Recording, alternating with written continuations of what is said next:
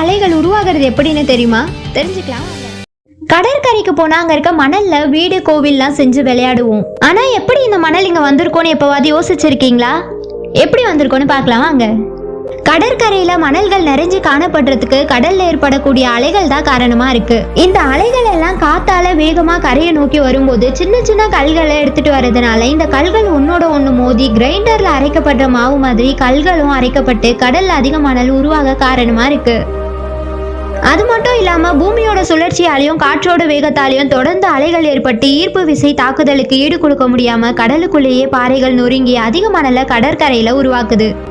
கடல் அலைகள் ஏற்பட காரணம் என்னன்னா, நிலா சூரியன் இது ரெண்டுமே மாறி மாறி செலுத்துற ஈர்ப்பு விசை தான் கடல் அலைகள் உருவாக காரணமா இருக்கு. இதனால கடல்ல உயர்வாகவும் தாழ்வாகவும் அலைகள் எப்பவும் மாறி மாறி உருவாகுது.